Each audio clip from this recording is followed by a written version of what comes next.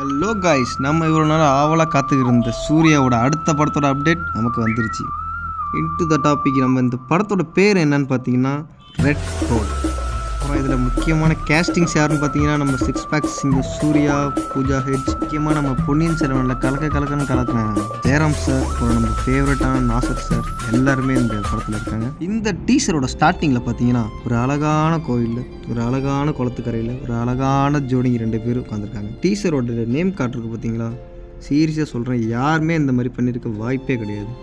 Maximum பார்த்தீங்கன்னா ஆக்ட்ரஸோட நேமுக்குன்னு தனியாக ஒரு நேம் கார்டு மாதிரி ஒன்று எப்போவுமே போடுவாங்க. இப்போ அஜித்குமார், தளபதி விஜய் ஒரு மியூசிக்கோட பக்காவான ஒரு இது இருக்கும். ஆனால் இந்த படத்தில் சூர்யாவோட நேம் பக்கத்துலேயே ஹீரோயின் பூஜா ஹெட்ஸ் நேம் இருக்குது. இந்த மாதிரி பண்ணுறதுக்கு ஒரு பெரிய ஹேட்ஸ் ஆஃபே சொல்லி அவங்க சூர்யா சாருக்கு.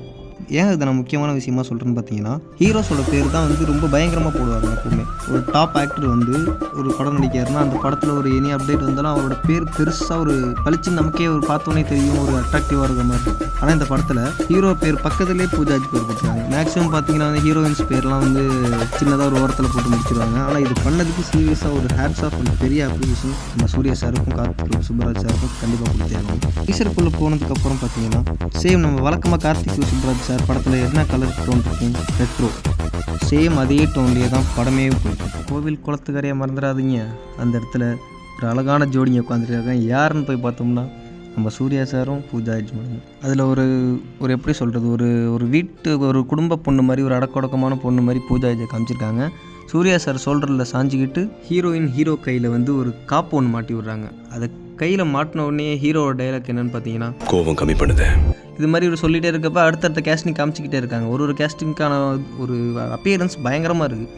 அது நம்மளால் சொல்லவே முடியல. இந்த டீசர் பார்த்தவங்க எல்லாரும் கண்டிப்பாக புரியும்னு நினைக்கிறேன். செம்ம அப்பியரன்ஸ். அதுவும் அந்த வில்லனோட லுக் இருக்கே, ஒரு funky and mass look, serious worthable look. அது அந்த படத்தில் எனக்கு ஒரு முக்கியமான ட்ராபேக்னு சொல்ல முடியாது, எனக்கு இது வேணால் கொஞ்சம் ஃபீலாக இந்த மாதிரி ஒரு டவுன்ஃபாலான ஃபீல் மாதிரி இருக்கும். பூஜா ஹெட்ஸ் ஒரு க்யூட்டான ஹீரோயின். இவங்களுக்கு ஒரு வீட்டு பொண்ணு, ஒரு மாதிரி அடக்க ஒடக்கமான பொண்ணோட லுக்கு கொண்டு வரணும், ஒரு டஸ்கி ஃபீல் கொண்டு வரணுன்றதுக்காக இவங்க மேக்கப் ஏன் இப்படி போட்டாங்கன்னு தெரியல. எனக்கு இவங்களை பார்க்குறப்ப நம்ம காமெடி ஆக்டர் வையாபுடியை பார்க்குற மாதிரி தான் ஃபீல் ஆகுது.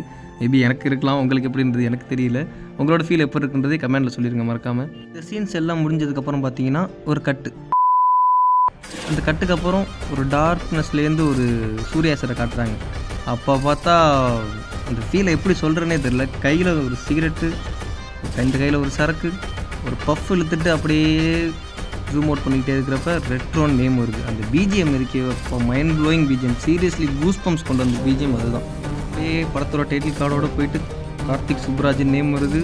அப்படியே ஒரு கட்டு, அவ்வளோதான். அது எப்படி சொல்கிறேன்னு தெரியல. அந்த பிஜிஎம் சீரியஸ்லி ஒர்த்தான பிஜிஎம். மியூசிக் டைரக்டர் செம்ம ஒர்க் பண்ணியிருக்காப்புல. இந்த படம் கண்டிப்பாக பெரிய வெற்றி அடைப்பது.